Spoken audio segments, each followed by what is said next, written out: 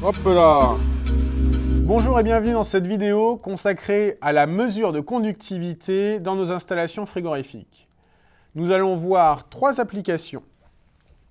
Pour commencer, je souhaiterais revenir sur la visite des ateliers de Samifi par Éric Lathuile lors de la présentation de son spray chiller ammoniac CO2. Et dans le pot liquide, on a équipé le spray chiller d'un capteur HB Product de carbonate d'ammonium. C'est un capteur qui fonctionne sur un contrôle de conductivité. Et s'il y a une fuite de CO2 dans l'ammoniac, ça va produire justement ce carbonate d'ammonium qui va être immédiatement détecté dans le pot d'aspiration des pompes et qui va générer un arrêt immédiat dans l'ensemble du skid. Lors d'une fuite de CO2 dans le circuit ammoniac, nous allons former du carbonate d'ammonium dans le circuit. Regardons tout de suite à quoi cela ressemble. On va prélever un petit peu de neige carbonique.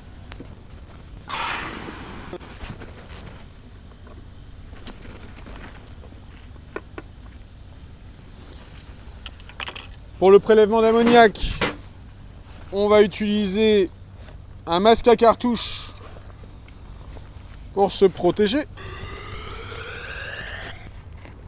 On va prendre 100 g d'ammoniac.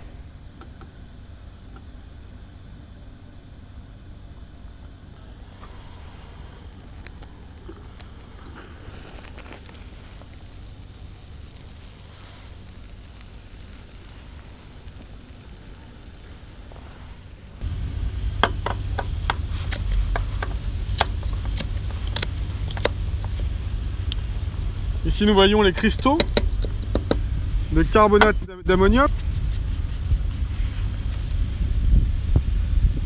Le conductivimètre est placé sur le spray chiller dans le circuit ammoniac. Il va pouvoir détecter une infime fuite de CO2 dans l'ammoniac. Nous sommes à 35 microsiemens par centimètre avec de l'ammoniac pur. Ajoutons maintenant une pincée de neige carbonique dans l'ammoniac. Et là, nous voyons la conductivité augmenter. Nous sommes obligés de changer le calibre. Nous sommes passés à 1400. On voit la conductivité qui continue d'augmenter.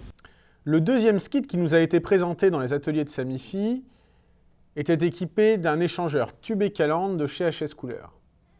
Sur celui-ci, en point bas, il y avait 2 contrôleurs de niveau pour détecter la présence d'huile.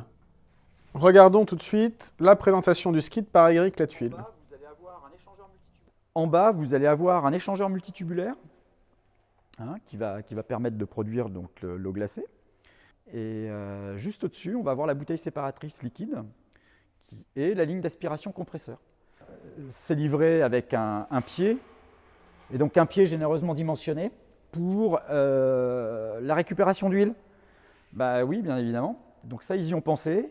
Et quand je dis généreusement dimensionné, ça nous permet de pouvoir mettre un système automatique de récupération d'huile, donc avec 2 capteurs de niveau qui vont contrôler le niveau d'huile dans l'ammoniac, et une ligne automatique de réintégration d'huile avec un éjecteur.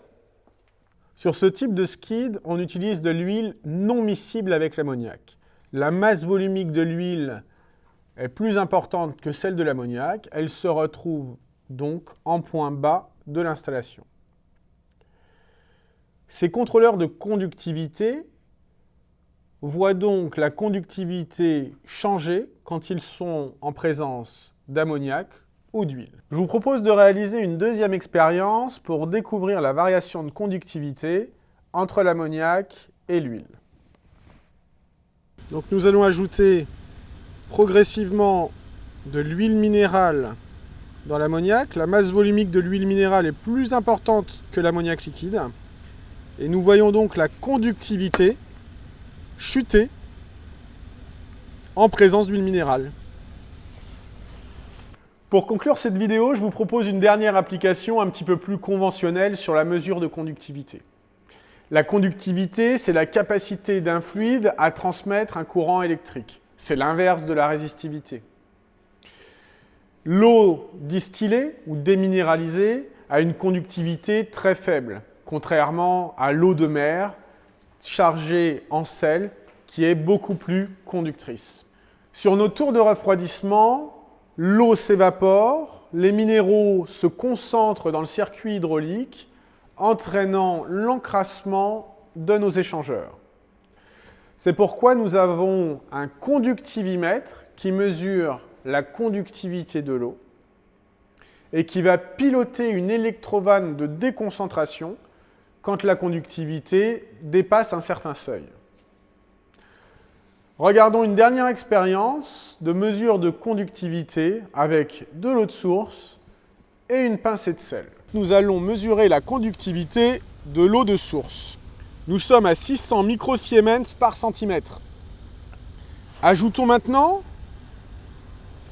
un petit peu de sel pour concentrer les minéraux dans cette eau de source. Avec une pincée de sel, nous voyons la conductivité passer de 500 microsiemens à 2000 microsiemens. C'est un bon moyen de détecter la concentration de l'eau dans le bac de nos tours de refroidissement.